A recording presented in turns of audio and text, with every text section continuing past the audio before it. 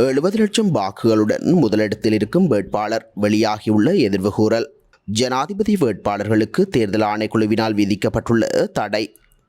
ஜனாதிபதி தேர்தலில் வெற்றி யாருக்கு கணிக்க முடியாத நிலை. மீண்டும் ஆரம்பிக்கப்பட உள்ள பாடசாலை கல்வி செயற்பாடுகள் விடுக்கப்பட்டுள்ள எச்சரிக்கை. ஜாலில் இடம்பெற்ற தமிழ் தேசிய பொது கட்டமைப்பின் தேர்தல் பிரச்சாரம். தபால் வாக்குச்சீட்டுகளின் விநியோகம் தொடர்பான அறிவிப்பு. சஜித் குப்பை வண்டிக்கு நிகரானவர் விமர்சித்த அனுர. திருகோணமலை உலக மீட்பர் திருச்சபை மண்டபத்திற்குள் நுழைய தடை, வீதியில் மக்கள் ஆராதனை.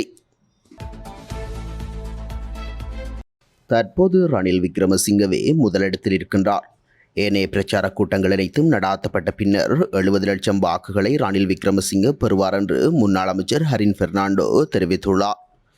மாத்தளை பகுதியில் இடம்பெற்ற தேர்தல் பிரச்சார கூட்டத்தில் கலந்து கொண்டு கருத்து தெரிவிக்கும் போதே அவர் மேற்கண்டவாறு குறிப்பிட்டுள்ளார். அவர் தொடர்ந்தும் தெரிவிக்கையில், 2 வருடங்களுக்கு முன்னர் தம்புள்ளை பொருளாதார நிலையம் இருந்த நிலையை சற்று நினைத்து பாருங்கள். ரணில் விக்ரமசிங்க 5 கூட்டங்கள் மாத்திரம்தான் நடாத்தியுள்ளார். தற்போது முதலிடத்தில்தான் அவர் இருக்கின்றார். 90 கூட்டங்கள் நடைபெற இருக்கின்றன. அவை நடந்து முடியும் போது 70 லட்சம் வாக்குகளை ரணில் விக்ரமசிங்க பெறுவார். அவர் சொல்வதை சற்று மெருகூட்டி சஜித் சொல்கின்றார். இன்னும் அவருக்கு ரணில்தான் தலைவர், முதுகெலும்புள்ளவர்தான் தலைவர், சவால்களை ஏற்கும் நபர்தான் தலைவர். இது பரிட்சாத்தமாக செய்து பார்க்கும் சந்தர்ப்பமல்ல. அஸ்வெசும உரிமைய திட்டத்தை தொடர்வீர்களா என்பதை சஜித்தும் அனுரவும் இதுவரை சொல்லவில்லை. அந்த திட்டங்களை தொடர ரணில் விக்ரமசிங்க மீண்டும் தெரிவாக வேண்டும்.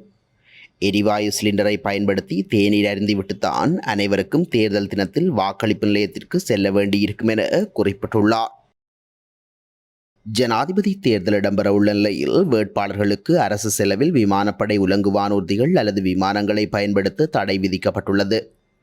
தேர்தல் கூட்டங்கள் மற்றும் பிரச்சார நடவடிக்கைகளுக்காக அதனை பயன்படுத்த முடியாதென தேர்தல் ஆணைக்குழு அறிவித்துள்ளது. இந்த விடயம் தொடர்பில் தேர்தல்கள் ஆணைக்குழுவின் தலைவர் ஆனந்த் ரத்நாயக்க தெரிவிக்கையில், அரச விமானங்களை தேர்தல் பணிகளுக்கு பயன்படுத்தினால் அதற்கு பணம் கொடுக்க வேண்டும். எவ்வாறாயினும் ஏனைய தேர்தல் அல்லாத உத்தியோகபூர்வ நடவடிக்கைகளுக்கு விமானங்களை பெற்றுக்கொள்ளக்கூடிய நபர்கள் அரசாங்க விமானங்களை பயன்படுத்துவதற்கு எந்த தடையும் இல்லை என தெரிவித்துள்ளார். இதேவேளை அரசு பேருந்துகள் மற்றும் தொடருந்துகளை தேர்தல் பணிகளுக்காக பயன்படுத்தினால் அதற்கு பணம் செலுத்தி பற்றுச்சீட்டுகளை பெற்றுக்கொள்ள வேண்டும் என தேர்தல் ஆணைக்குழு அறிவித்துள்ளது.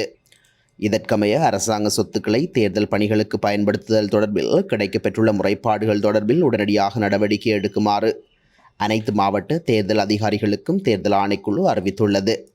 இம்முறை தேர்தல் தொடர்பில் 1000க்கும் அதிகமான முறைப்பாடுகள் இதுவரையில் கிடைக்கப்பெற்றுள்ளமையும் குறிப்பிடத்தக்கது. இலங்கையில் எதிர்வரும் செப்டம்பர் மாதம் 21ஆம் தேதி இடம்பெறவுள்ள ஜனாதிபதி தேர்தலின் வெற்றியை தற்போதைய பிரச்சாரங்கள் மற்றும் சனக்கூட்டங்களை வைத்து கணிக்க முடியாது என்று தகவல்கள் வெளியாகியுள்ளன.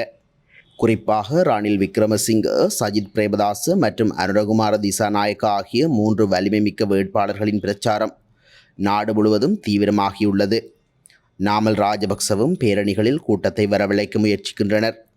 எனினும் முன்னைய தேர்தல்களைப் போலன்றி கூட்டத்தின் எண்ணிக்கை வெற்றியாளர்களின் ஒரே குறிகாட்டியாக இருக்காது என்றே அரசியல் தரப்புகள் குறிப்பிடுகின்றன.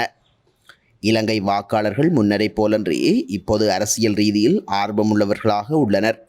வாக்காளர்களில் பெரும்பாலானோர் வேட்பாளர்கள் தொடர்பில் இன்னும் சந்தேகத்தை கொண்டுள்ளனர். எனவே செப்டம்பர் 20ஆம் தேதி வரை அவர்கள் யாருக்கு வாக்களிப்பது என்பது தொடர்பில் தீர்மானங்களை எடுக்க மாட்டார்கள் என்றும் அரசியல் தரப்புகள் குறிப்பிட்டுள்ளன. அரசு பாடசாலைகள் மற்றும் அரசு அங்கீகாரம் பெற்ற தனியார் பாடசாலைகளின் 3ஆம் தவணைக்காக பாடசாலையின் முதல் கட்டம் இன்று ஆரம்பமாக உள்ள நிலையில் பிள்ளைகளின் பெற்றோருக்கு விசேட அறிவுறுத்தல் ஒன்றும் வழங்கப்பட்டுள்ளது. 2024ஆம் ஆண்டு அரசு பாடசாலைகள் மற்றும் அரசு அங்கீகாரம் பெற்ற தனியார் பாடசாலைகளில் தமிழ் மற்றும் சிங்கள பாடசாலைகளுக்கான 2ஆம் தவணை கடந்த 16ஆம் தேதி வெள்ளிக்கிழமையுடன் நிறைவடைந்திருந்தது. இதற்கமைய 3ஆம் தவணைக்கான முதற்கட்ட கல்வி செயற்பாடுகள் இன்று முதல் முன்னெடுக்கப்படும் என தெரிவிக்கப்பட்டுள்ளது. இந்த நிலையில் பாடசாலைக்கு செல்லும் பிள்ளைகளின் பெற்றோருக்கு விசேட அறிவுறுத்தல் ஒன்றும் வழங்கப்பட்டுள்ளது. நாட்டில் மழையுடனான காலநிலை மற்றும் வெள்ளப்பெருக்கு காரணமாக பல நோய்கள் பரவும் அபாயம் உள்ளதாக சுகாதாரத்துறையினர் தெரிவித்துள்ளனர். இதற்கமைய வாந்தி, வயிற்றுப்போக்கு, காய்ச்சல், எலிக்காய்ச்சல் போன்ற நோய்கள் பரவும் அபாயம் உள்ளது. விடுமுறை காலம் முடிந்து பிள்ளைகள் பாடசாலைக்கு திரும்ப உள்ள நிலையில் உரிய சுகாதார நடைமுறைகளை கடைபிடிப்பது அவசியமாகும் என சுகாதார பிரிவினர் சுட்டிக்காட்டியுள்ளமை குறிப்பிடத்தக்கது.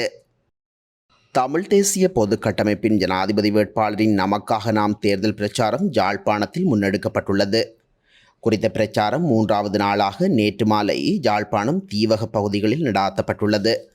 வேலணை பகுதியில் முன்னெடுக்கப்பட்ட இந்த பிரச்சாரத்தில் தமிழ் தேசிய பொது கட்டமைப்பின் ஜனாதிபதி வேட்பாளர் பாக்கிய செல்வ மரியநேந்திரன் உள்ளிட்ட சிலர் பங்கு பெற்றிருந்தனர்.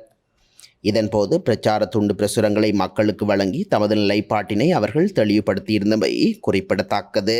தபால் வாக்குச்சீட்டுகளை இன்றைய தினம் தபால் நிலையங்களுக்கு வழங்க திட்டமிட்டுள்ளதாக தேர்தல்கள் ஆணைக்குழு தெரிவித்துள்ளது. இதேவேளை வாக்காளர் அட்டைகளின் விநியோக நடவடிக்கைகள் செப்டம்பர் மாதம் 3ஆம் தேதி ஆரம்பிக்கப்படும் என தபால் திணைக்களம் தெரிவித்துள்ளது.